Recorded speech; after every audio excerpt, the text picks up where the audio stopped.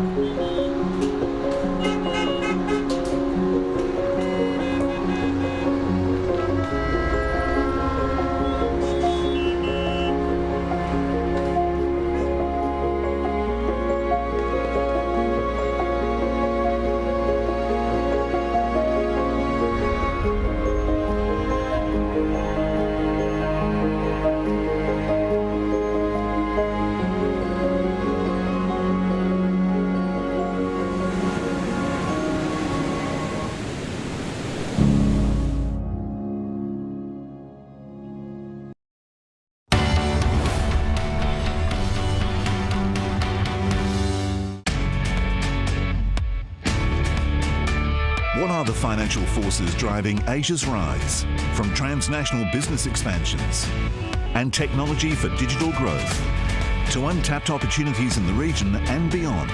Understand the trends, innovations and corporate deals that are building Asia. On Asia First, Monday mornings on CNA.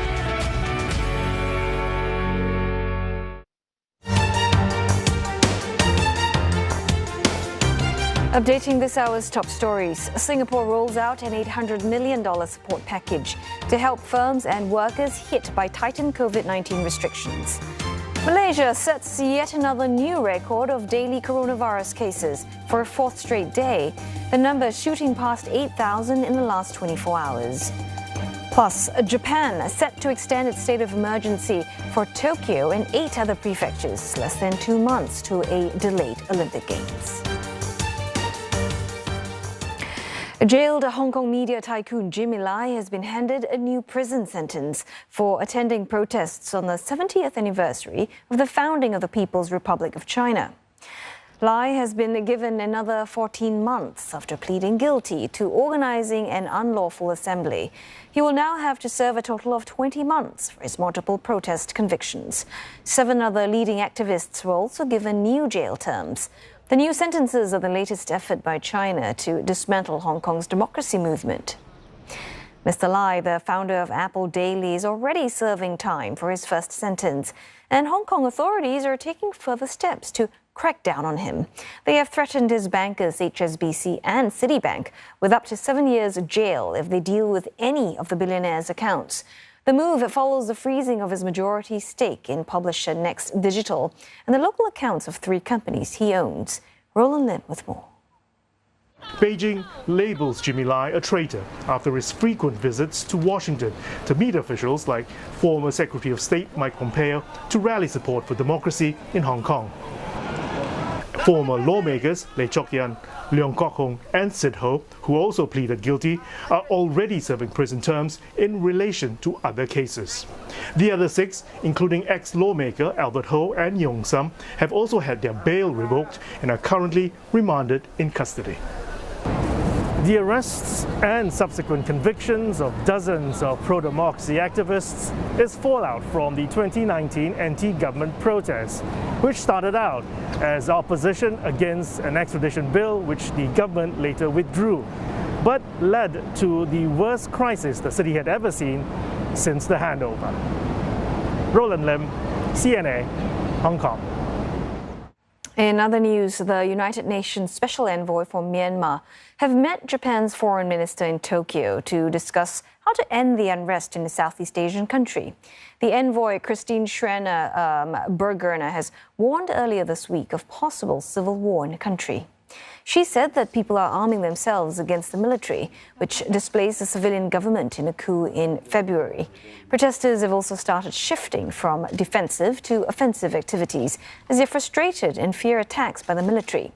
Earlier today, Japan said it will allow Myanmar residents to extend their stay for an additional 6 months as an emergency measure. This comes as violence continues to rock Myanmar. This morning, an explosion happened in the town of Muse in Shan State. The incident reportedly killed at least one person. The cause of the blast is unclear. More U.S. states are jumping on the incentives bandwagon to encourage their residents to get vaccinated. The latest and most lucrative yet, cash and gift cards worth more than $116 million for Californian residents. We're doing that in order to encourage you, not only with that $50 gift card, but with this significant prize and incentive program. So it's multifaceted, $116.5 million we're setting aside for these efforts. Those gift cards, again, those incentive cards will run through till we run out, 2 million of them. It's part of efforts to boost vaccinations before the state fully reopens by the middle of next month. Besides the gift cards, 10 people will be able to win $1.5 million each. Another 30 will receive $50,000. The state estimates 12 million eligible Californians have not yet been vaccinated. Well, New Yorkers also cashing in on the multiple incentives offered throughout the city. From Junior's Cheesecake in Brooklyn to Krispy Kreme donuts in Times Square, you get it all by simply flashing your vaccine card. Because the sooner everyone gets vaccinated, the sooner we get back to normal. The sooner we get to not wear this anymore. I came for my free cheesecake because I got vaccinated. Get vaccinated and get a free donut. Yeah, I don't want to say this is one of the reasons I got vaccinated because it wasn't, but it's definitely a plus. Google has failed to block a U.S. class action lawsuit over gender pay disparity brought on behalf of almost 11,000 women. 4 women sued their former employer over claims that Google pays men more for doing the same job. Well, the case seeks more than $600 million in damages.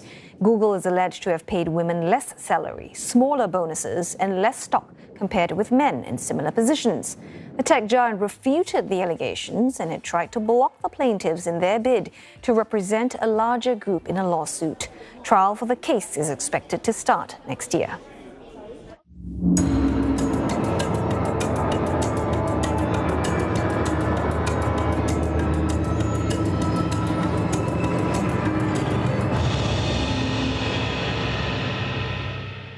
It's no fluke that India was slammed by back-to-back devastating cyclones this month. Scientists warn that climate change is causing the Indian Ocean to heat up rapidly, and that is churning up more cyclones and more intense storms.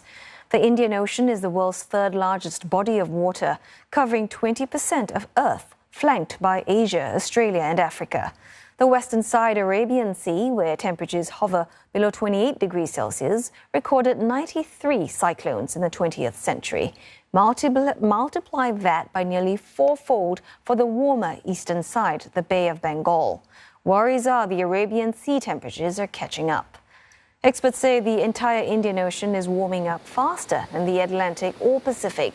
Last week, a cyclone Taukte, among the most powerful storm in decades, formed in the Arabian Sea, slamming into India's west coast, killing at least 150 people. And this week, Cyclone Yas, which formed over the Bay of Bengal, hit the east coast of India, killing at least 5 people. Scientists say India is very vulnerable because 1 out of 7 people live on the coast, and that number is projected to triple in the next few decades. The wider region is at risk as well. A hotter Indian Ocean has been linked to Australia's bushfires, African floods, and locust swarms. Well, you'll be seeing Eugenia in a short moment with your Asia Business Update, including Malaysia's glove manufacturing and palm oil industries under scrutiny as Canada investigates allegations of forced labor. Plus, what people in Singapore are doing to help fill their time amid border closures and travel restrictions.